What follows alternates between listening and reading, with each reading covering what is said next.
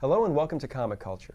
I'm Terrence Dollard, a professor in the Department of Mass Communication at the University of North Carolina at Pembroke. Our guest today is Terry Moore, the creator of Rachel Rising and Strangers in Paradise. Terry, welcome to Comic Culture. Thank you. Glad to be here. Now, Terry, you have currently you're working on Rachel Rising, which is just a fascinating book about a young woman who is murdered and manages to come back from the dead. Can you talk a little bit about Rachel Rising? Yeah, I've been wanting for a long time to write a story about a woman who resurrects herself from a traumatic experience and goes back to stalk her predator. I wanted to turn the tables on the predator. I'm getting tired of predator news and things like that. So I wanted the victim to come back and ruin the predator's life somehow. So that was the start, the germ of an idea, and then I added a lot of fun horror story aspects to it. I pushing the boundaries of believability and which you can do in comics. So I ended up trying to make an entertaining comic about a woman who rises from her shallow grave in the woods, dusts herself off, and goes off and tries to find out who killed her. And along the way, she interacts with all of her old friends too, which I think is interesting, especially in this era of The Walking Dead. This is something that's a lot different than, let's say, a zombie epidemic or whatever you want to call it. There are a few other characters that seem to have the same thing happen to them, but it's not that same sort of grand scale. Is something like that designed to let you keep the human element in your stories? Well, I think a story is only interesting if it has a human element. Otherwise, why do we care? So I try to write from a personal point of view where you're standing right next to the characters and hopefully you develop a relationship with them as companions and develop empathy for what they're going through. And that's when stories become interesting. If I tell you that a little boy fell down, okay. But if I tell you it was your son, now you care. Right. Because we're invested in that relationship. So I think the trick in writing these stories is to let the reader develop a relationship with the character. Then you care what happens to him. And then it's fun as a writer to introduce a wild problem and see what happens. I like to write about ordinary people in extraordinary circumstances. That's interesting because the story is Gene Wilder met Cary Grant when he was at the screening of Silver Streak, and Cary Grant said to Gene Wilder that it's amazing when people, they like to watch ordinary folks like you and I in extraordinary circumstances, and Gene Wilder always thought it was funny that Cary Grant thought he was ordinary. But it's one of those things. I teach a screenwriting course here at the university, and one of the things that I try and impart to my students is that if you have characters, the situations have that much more weight, characters that we care about, rather. And that seems to be what you're saying. If we have characters that we have a relationship with, we'll care. And I know I'm paraphrasing or repeating. But you've managed to take these characters, and how do you tell your story? Is it something where you know it at the beginning and you just kind of then put it to paper, or is it something where you start with that blank sheet of paper and where the ride goes, that's where it goes? It's dangerous to see, just point a car in a direction, see where you end up. Because a lot of stories will die about 5 chapters in if you do that. What I like to do is I tend to start off with moments in my head. I will think about some strong moment, and then I will be like a detective and figure out how it got there and then what happens afterwards. It's like a forensic investigation. For instance, all of that entire series of Strangers in Paradise, 107 issues, it all began with the idea of one scene.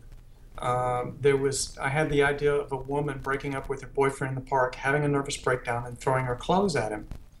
And I thought, how would you ever get a normal, well-balanced woman to get to that point of exasperation? And the answer to that is really interesting. And so that was the story before that scene. And then what would she do afterwards? And what would her friends do to the guy? That was the story afterwards. So I figured out before and after, but it started with the scene in the middle, and it was inspiring. You know, it's so much better than trying to think of a character with a personality and think, okay, he gets up, now what? You know, and start from square one. It's hard to start at square one. Now, is it something where when you have a situation where you come up with that one little situation that the characters are in, and then you figure out the beginning or where it came from and where it goes to, as you're telling the story, do you find the characters, well, I don't want to say expose themselves to you, but sort of reveal themselves to you, where you kind of realize who they are as you're working on them? Absolutely. What you'll do is I do. I've heard a lot of writers say a similar thing is, I will start off with a character in mind, which means I've basically got like a party profile of the character. And by that, I mean like you and I are standing at a party, we see somebody walk in the room, and we give a quick little FBI profile of who we think that character is based on what we see, like Sherlock Holmes breaking a character down. So you start off with some sort of profile in your head. Okay, I like this particular type of guy who has this kind of edge to him. He likes this old sentimental stuff, but he has this da da da da da, and that's about all you start off with. And then you put him in a room full of antagonists, the sparks fly. Now your character has to respond, and for the first time you think, okay, now how would he respond to that? And now you're on this path of discovery with your character. And it happened to me a lot in Strangers in Paradise, in particular, where I thought I was writing a story about Francine and her roommate, and it turns out that by the third issue, it was really a story about the roommate, because her personality was so strong she took over. I didn't see that in issue one. I didn't see that coming. But when you introduce a super strong character who has great lines, you tend to give them more screen time. They take over, and next thing you know, they're center stage. So it's actually a lot of fun as a writer when that happens, because, and I think that's maybe why some writers continue to work, is because of things you discover every day as you work that you didn't know that morning. It keeps you going. Well, it's interesting because you said you published your first book in 1993? Yes. And it seems that there's a limited lifespan for creators in comics. An artist will be very hot for a while and then just sort of disappear, and maybe they'll hang on for a few more years as sort of what they would call a hack or something like that.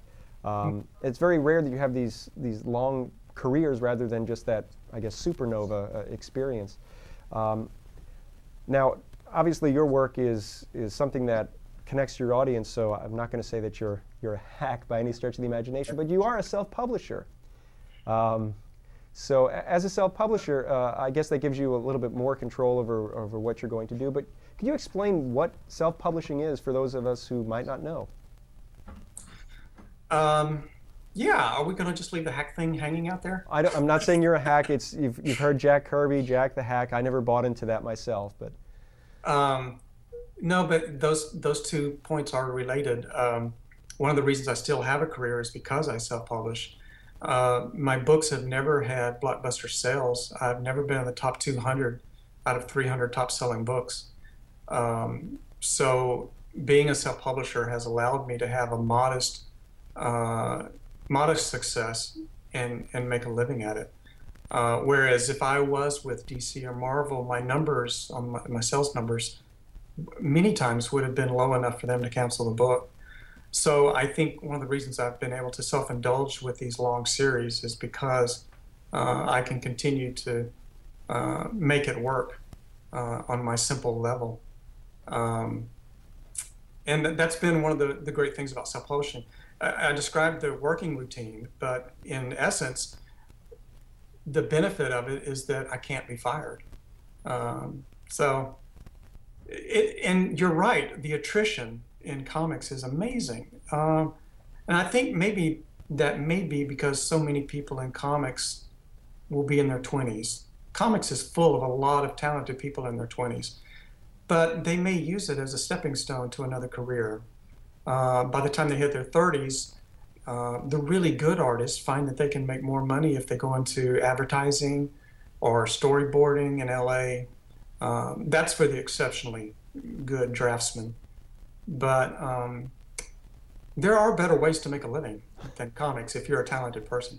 However, um, and I've said this all along, it is just the most rewarding place to be if you're a writer, because you can write anything you want, use all your ideas. Um, the turnaround is very quick. You can write a book today and it will be in the hands of the public in a month or two, as opposed to a year or more in novels. And you have an audience that is waiting for you, and you can connect with your audience. A lot of novelists and cartoonists have no contact with their audience. They don't know what happens to their work out there. But in comics, you go to the conventions, you can meet your 10,000 fans. You know, they prop you up, support you, encourage you, they keep you going. It's a very rewarding career for a writer. That is interesting because we met at a convention, and as I said before we started taping, you probably don't remember because you do see so many people in a weekend when you're there. How important are conventions to your bottom line? I mean, I don't want any figures or whatnot, but I mean, it seems like you do commissions and sketches at conventions, and that can really, you know, help you out a little bit. Is it? I guess it's worth the expense of traveling to the convention to meet with your fans and do the sketches and Well, whatnot? for the young artists, somebody young in their career, it's a great place to go and interact with comic book fans and see what the reaction is to your work. If you're new, you put your work on a table, people walk by, and you can see right away how it's market testing. You know, you get immediate feedback. I learned a lot that way. And if you're looking for income, yes, you can go there, do your sketches, sell your sketchbook that you made at Kinko's, things like that that can help boost up your sales. So there's a lot of great PR there, especially for people that are young and trying to build a career. Um, there's a fear when you're new in your career, there's a fear that if I stay home, I'll be forgotten. So you want to get out on the road and let your presence be known at these shows and your name is out there. As now that I've been in comics for quite a while, um, I don't quite do it that way anymore. I tend to go out to promote the book. It's all about the book. I'm not looking for money for sketches anymore or anything. I just want more readers. So I'm out there promoting the book and saying, you know, this might be worth your time. Um, and then there are the legends, the old guys who come to the shows and they're just there to let fans meet them, and have a connection with whoever wrote their favorite comic series and things like that. So you run the whole gamut. It's pretty cool. It is. It is something. If the folks watching have the opportunity to go to a convention, I recommend it. As even if you're not a hardcore fan, it's really just an amazing environment where you get to see not only the merchandise that's for sale, but you do get to see different artists and styles that you might not see reflected on the newsstand. Well, and even if you don't care about comics, it's really these shows have become so much more now. They're pop culture conventions. The cosplay and the costumes and the dress ups are just amazing. And everything in pop culture, all the TV shows, everything is represented at these shows now. And the shows have become quite large because of that. The there are less and less comic book conventions and more pop culture conventions. Now, speaking of pop culture, Marvel and DC have made a lot of money at the box office in the past 10 years or so, with their properties getting translated to the big screen and even the small screen. I'm just wondering, are we going to see a Strangers in Paradise or a Rachel Rising on the screen anytime soon? Oh gosh, I'm working on a Rachel Rising project. You know, there's always been somebody in Hollywood who was interested, um, but it's usually a creative person. And then they run into a roadblock the first time they have to go talk to a businessman and explain it cold, you know. So it's difficult for somebody living in middle America to have a property, an idea, and for it to anything to happen in California. That's another world. Those people running their own. That's another high school. They have their own clique. Almost everything they do tends to come from within their own circle. Um, so it's been a challenge over the last 20 years to get something to get much further than the first or second meeting, to be honest. But I am working on Rachel Rising TV script and a pilot, and there are people waiting for it. Whether they can do anything with it, I don't know. Well, it's interesting because you write books with strong characters and they happen to be female.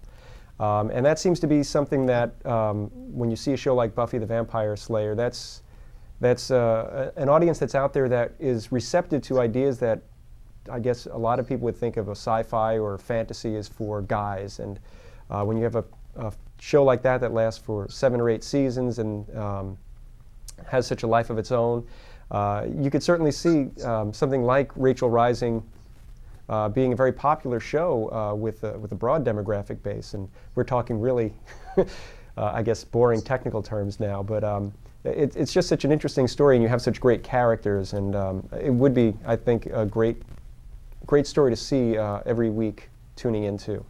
Well, thank you. I appreciate that. I grew up loving TV. I've seen everything, I think. Every show, every movie.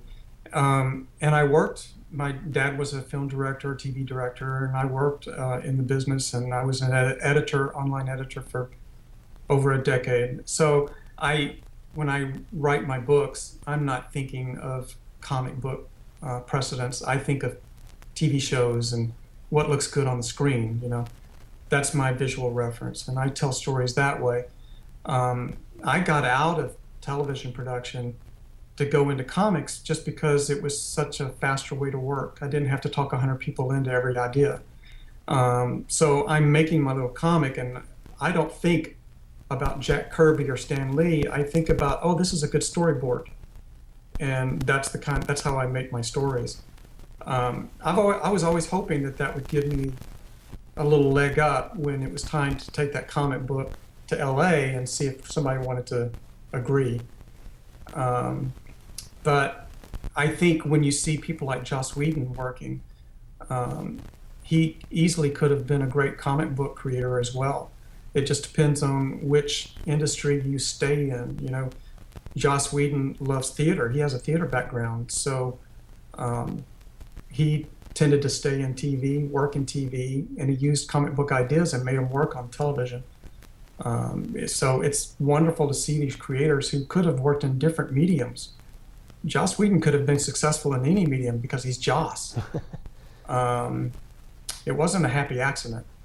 So I always had the feeling in the back of my head that if I'd stayed in TV production, I could have taken my ideas there, and I would have spent my whole life trying to get one idea, Strangers in Paradise, made. And who knows if it ever would have got made. But I'm glad that I switched to comics because I've been so much more prolific. I've managed to put out 3 major series and write all these ideas and get them published and put them out in the world, and it's very rewarding. So it's good. I like being in books. Well, the one thing I've got to say, when you don't have an organization behind you that is like Marvel or DC, where they need to get product out every month, it may be hard. I think I've spoken to a few artists who have deadline problems where they can't get the book out in 30 days or so. Is that something that bites you as well? Yeah, it does. I've put out a comic every 6 weeks since 1993, and man, that's taken a toll. I used to be about a foot taller, head full of hair, super ripped. No, it does wear on you, and that's the trick. It's not, can you draw one good picture? It's can you draw a page a day, every day for years and years and years and years, and that's who tends to stay. That has a lot to do with why people fall out of comics, because the deadlines are relentless, and maybe if you go to another medium, you can get deadlines that are more to your personality. You have to be wired a certain way to stay in comics. It's like, how many times have you heard this? It's harder to stay in than it is to get in, whether it's theater or music industry or comics, whatever. Mm-hmm. It's true. Now, when you put together your page, it's not just like a penciler who does finished pencil, sending it out to an inker to do the inks, and then it goes back to get colors and letters and all that other stuff. You're doing everything yourself. Yeah, Could you describe your process a little bit for us? sure. What you were describing is the production line, where you get, somebody to do a little bit of everything so that everything goes quickly. But I tend to work old school. The people I love did the old comic strips, Charles Schultz. And those guys sat down with a piece of paper and a pen, and they would pencil it, then they would ink it, then they would letter it. And when you look at the final result, everything you need to know is right there on the page. And I work the same way today. Here's what a page of my art looks like on 11 by 17 paper that I cut out from a big pad. And I pencil it, and then I ink it, and I letter it. And on this one, you might even be able to see that I changed the lettering. So I'll take, sticky white paper and put it on there and re-letter it. So even the changes are on here, the edits and revisions. Then I'll take a page like that and scan it into my computer, clean it up in Photoshop. Then I put it into a layout program. I use Adobe InDesign, and it makes a magazine. Now I'm making a magazine.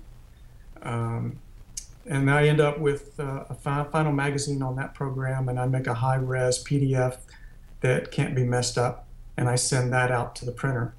And then the printer prints about 10,000 of these guys, and that big page that I had ends up being reduced and looking like this on a 10 by 6.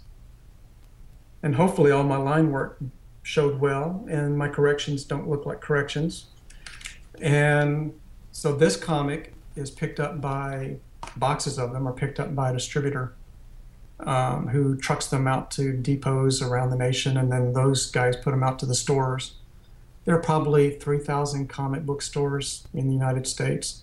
They all get their orders, and they go up on the shelf. That turnaround, by the time I finish a comic, it's on the bookshelf in about 3 weeks. Wow, that's amazing. It's great because I can be timely, and if I'm excited about the issue I just made, I think it's great, I want to share. I get feedback within a month from the public saying, "Oh, we read that, I like it," or we hate it. Now, the art that you do, when we met at Heroes Con in Charlotte this past year, you said that you start with the page and you work right onto the board. And when you ink, are you using the traditional pen and ink, or are you using the new markers, like was it the Copic markers?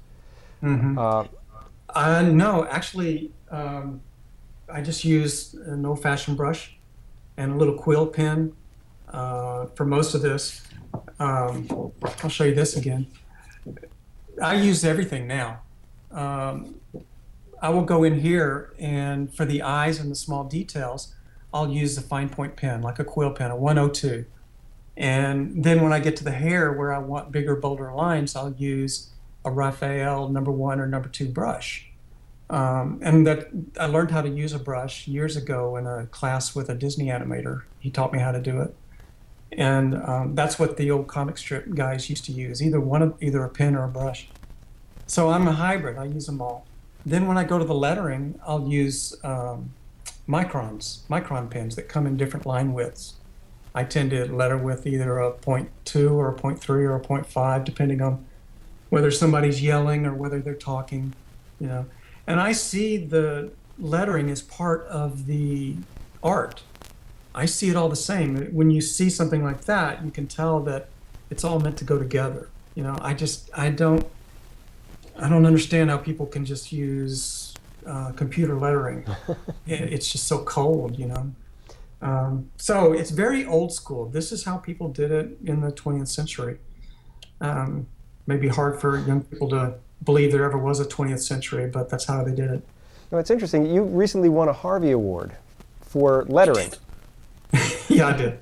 Which I think is interesting because you mentioned that you were the only nominee that doesn't use the computer to letter. I don't know if I may have said that because I make wild statements. I hope it wasn't true. But And it's so ironic that I got that award because the first professional criticism I ever had when I showed my work to somebody in the business was, they said, "You're in desperate need of a letterer." Uh, so I made sure that they knew I had won that award. Um, but yeah, it's funny that they have an award for lettering. I mean, that's like having an award for signing your name. Do you go out with the old lettering guide and kind of? The Ames lettering guide. Hmm.